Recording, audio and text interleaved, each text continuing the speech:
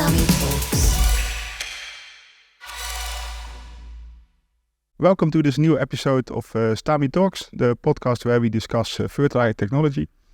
And today we are in Paris with Alzbeta Klein, CEO of IFA. Welcome, Alzbeta. Thank you for having us. Delighted to be here. It's great to be in Paris. Yeah, indeed. Welcome. Yeah, thank you. Can you to start off, maybe share some insights about IFA in general? I think IFA has been around for as long as the industry has. 100 years. Yeah. We've been around since 1927. So International Fertilizer Association, or its predecessors, have been established in London in 1927. The first conference was in 1926, and they decided to set up an association. So we are almost 100 years old. We have always been a UK company registered in the UK under the Companies Act. And over the years, we migrated in the 1940s and 1950s. We had a committee based in Hamburg, shipping committee. Then we had a committee for agriculture set up in France. And eventually, around 1960s, we moved the headquarters to France, where we still have headquarters. And today we have offices in London, in Paris, and several staff in Germany, the Netherlands, and the United Arab Emirates. Okay, great. So today we are in the heart of Paris. Really nice to be here. Can you maybe tell something about how the IFA's role, what the objectives are from IFA, the mission, and maybe how those have changed over the course of the years? Our mission is very simple: help feed the world sustainably. It's a very noble mission too, because when you think about feeding the world, when folks have nothing to eat, there's nothing else that matters. So helping to feed the world is actually something very essential and very, very existential in a Maslow hierarchy of needs. So attacking the very core of what everyone needs to have access to, which is food. But the mission has changed. When the association was established about 100 years ago, it was a producers association. It was a small club of producers producing superphosphates, actually. And over time, it has grown. It has grown from producers of superphosphates to producers of nitrogen, potash, phosphate, the macronutrients. And over the years, the association grew to include traders, so companies who distribute the plant nutrients, universities, financiers, technology providers, startups, and many others. So the association has evolved quite a lot, and you wouldn't be around for 100 years if you didn't evolve. Yeah, part of it, that's I think the necessity of innovation, that you have to stick around to proceed. Okay, and so in current days, IFA has this broad scope of helping the world to feed. I'm going to say helping the world to feed itself sustainably, because it's one of the reasons why Stamitalks is here, because it's very similar to sort of our mission, to enable the world to feed itself and improve the quality of life. So I might make a mismatch in assigning Stamitalks' mission and vision to IFA's, but they're so similar. So I think that's great. But that's of course also the reason why we're here. And in terms of the sustainability part, right? So I think you're very clear. So hunger is a basic need. People want to eat, and if you ask anybody, do you want to eat something next year, or do you want a sustainable world? Everybody's going to choose to eat something. But at the same time, of course, fertilizer has an impact on the environment. How do you do that? What's the... it's an association, so it's bringing parties together. Can you tell something about what does a week in the life of IFA look like? Mm-hmm.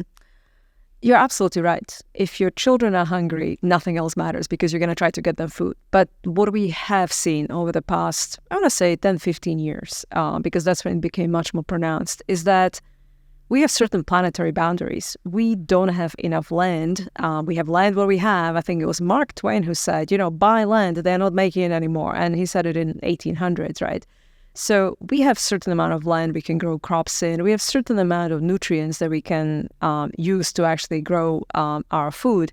But we have limits. We have natural limits, natural environmental limits, and we have to respect them. And when you think about feeding the world sustainably, you can imagine a set of simultaneous equations. Okay, you have to produce the food, but you have to produce it on a land that we have and not convert anymore into agricultural use. You have certain limits on emissions that you shouldn't breach. You have certain limits on nutrients that are available, nutrients that come from the ground, like potash, for example. So you've got a whole bunch of constraints, and you have to fit within those constraints. So we at IFA started around 2018 with a vision of IFA 2030. What do we need to do to be more sustainable? And since then, the industry evolved quite a bit. We started looking at our Scope 2 emissions. We started looking at our Scope 3 emissions, published the studies in 2021 and 2022. 2023 was our year of biodiversity. So really, we're trying as an industry to try to get our arms around these topics and understand what it takes to feed the planet, the ever-growing population of the world, but doing so within the planetary boundaries. Okay. So then you talk to fertilizer producers, say, what can you do? Can we do innovation? I think that's also where I think Stamitalks has a important role, at least in the nitrogen part of fertilizer, of course. And that's where I think our agendas really align, not just on the mission level, but I think we've come out with our Vision 2030 also in 2018, 2019, which focuses on 3 elements, basically making a sustainable production, making sustainable fertilizers, so that's the application part, and also focusing on digitalization, because we already see that we can improve fertilizer plant efficiency by 4 or 5% just by improving digital skills. So I think that's a massive gain for the whole industry to do. But I think at the same time, I think last week we broadcast this podcast early January. So now the recording is in December. So the COP28 was just done. I think this morning in the news also that the final text was approved. But of course there are different opinions, different stakeholders with different interests. How do you manage that? Mm-hmm. As a broad tent association, which we are, we have 480 members. Obviously, we have a variety of opinions in the industry, but ultimately, we can think about sustainability in 2 buckets. What do we do in a factory, and what do we do on the farm? Mm-hmm. So if you think about it in a factory, this is where you and Stamitalks are in, right? In nitrogen. So if you look at the 3 key macronutrients, nitrogen, phosphate, and potash, the key issues around emissions, obviously nitrogen, because it takes so much energy to produce it, and you can produce it through fossil fuels, or you can produce it through renewable sources, or you can capture emissions and produce blue. So fundamentally, the direction is to use the best available technologies and then innovate so that we can bring new technologies into the production. And then we have a second bucket, which is what happens on a farm. And here, the real key is nutrient use efficiency. And no one in the association, even though we are a broad tent association, if you will, nobody argues about better nutrient use efficiency. Why? Because in this particular case, sustainability and economics go hand in hand. If a farmer buys a bag or 15 bags of fertilizer, they're spending money on it. They don't want to waste it. They want to use only as much as needed, only at the time when it's appropriate to fertilize, only in the structure that they need for their plants. So actually, on the farm, sustainability and economics go hand in hand. You don't have to convince farmers to use to be careful about fertilizer. They are, because they pay for it. This is their funding. So nutrient use efficiency is key, and I think we have a long way to go to get it right. There are regions where we over-fertilize. There are regions where we under-fertilize. And the key point here is one size doesn't fit all. We have to look at regions. We have to do soil mapping. We have to understand our soils. And this is one thing from COP that I just returned from. We had, for the first time, World Soil Health Day. So COP delegates were discussing what we can do to make soils healthier. And obviously fertilizers help and hinder, and we need to be very conscious of what fertilizers can do and cannot do for soil health. So can we dive a bit deeper into the COP? Because I think the now World Soil Health Day, of course, is a topic that, of course, relates to fertilizer. I think also a lot to biodiversity. How do those? What IFA does? Do you bring parties together? Do you put forward the efforts done by the industry to improve all of this? So we do a few things.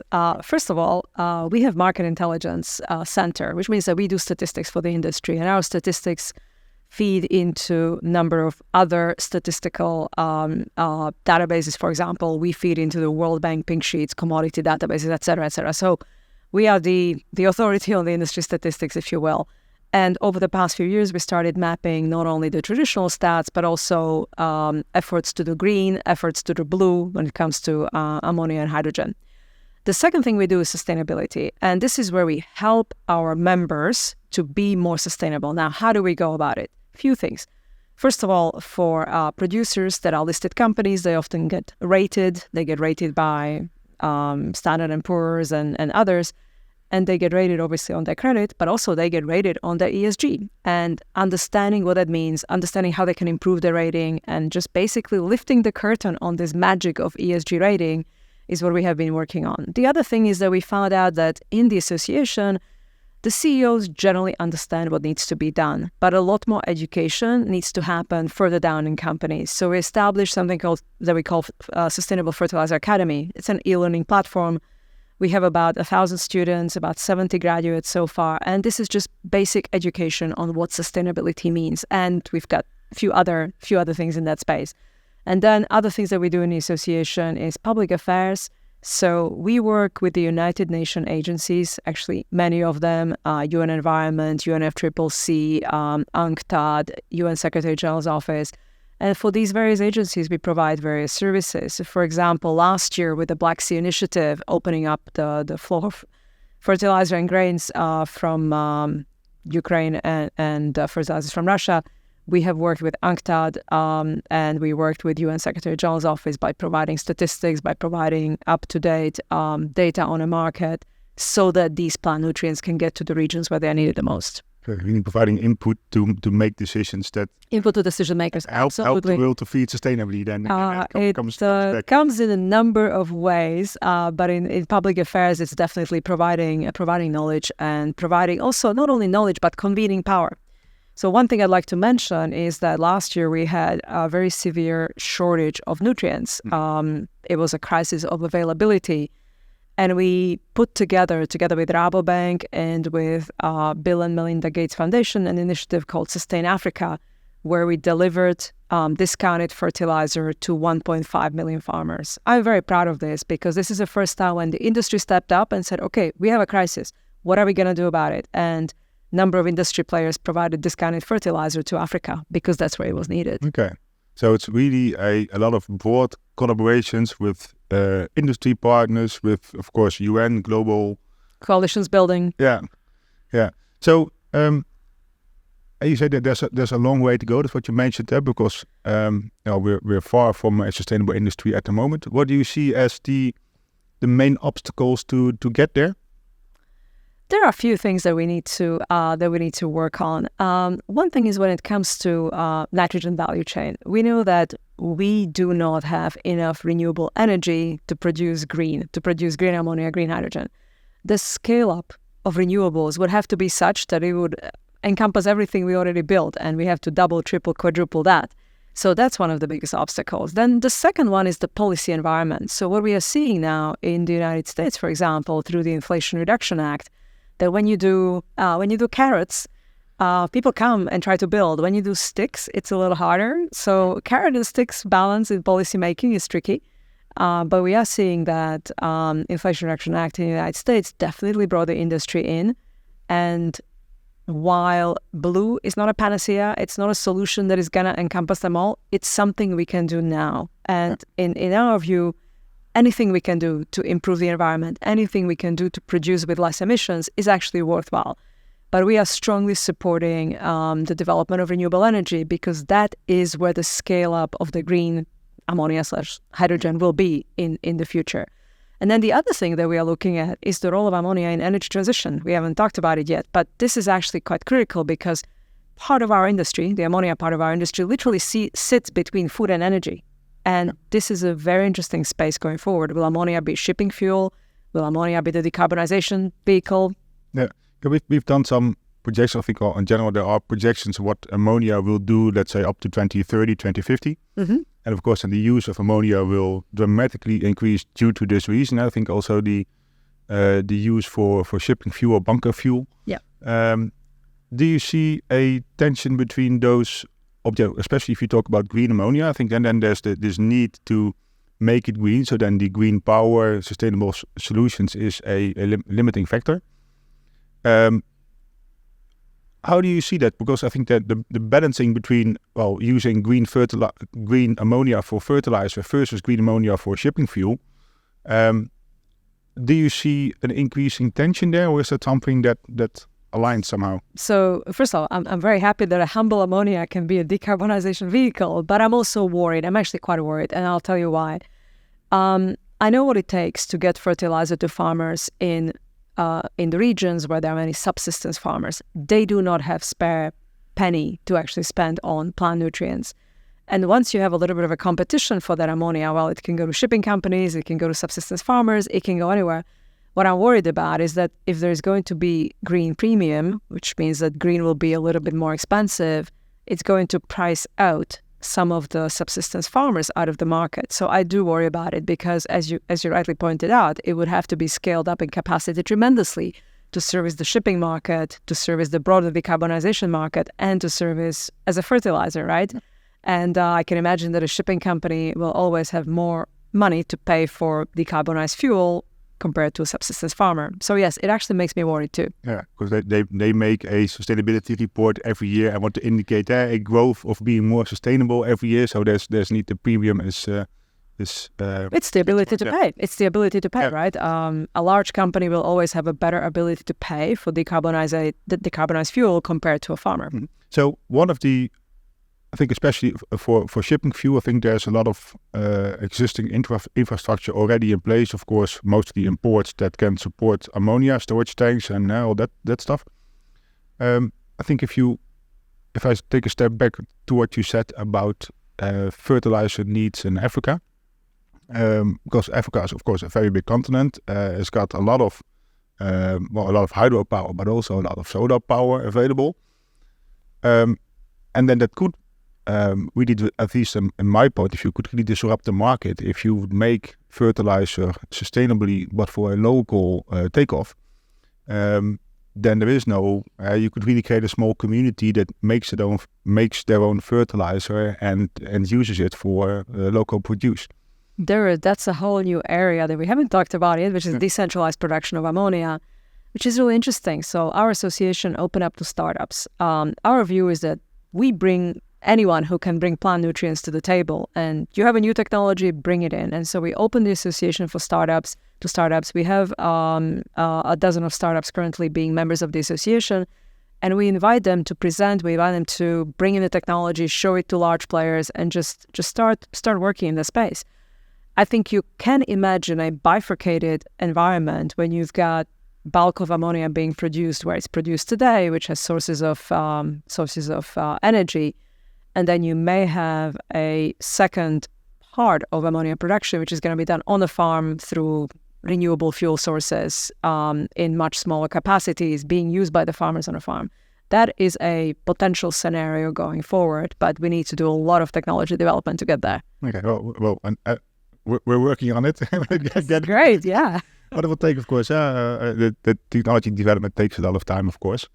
So that's one element of what the future might entail, getting to this basically diversified ammonia production, both large scale and small scale, more global and local. Are there any other trends that you see? If you talk about what do you think, or what do you hope that the main objective of IFA is in 2050? Or maybe 2030 as a step in between, or what's the direction we're going to? Directionally, I think there's going to be two areas that we will continue working on. So obviously in the production space, there are going to be two areas. One, how to produce ammonia more effectively from more renewable energy sources with lesser carbon footprint and lesser environmental footprint.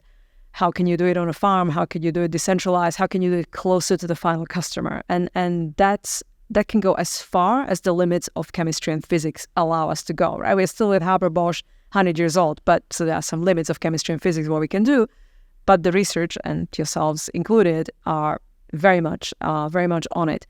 The second area where I believe we have even better opportunities to bring in more sustainable food systems is how we use plant nutrients. What are we doing on a farm? And that includes few things. First of all, we have several startups in the association that are looking at microbials, that are looking at slow release, control release fertilizers, so basically specialties. And research continues in that space. I don't think it's been as mapped as some other areas of technology, and applying technology, precision farming, is going to be one of the many areas to actually get better nutrient use efficiency and therefore better production on a farm. The other one is education of farmers.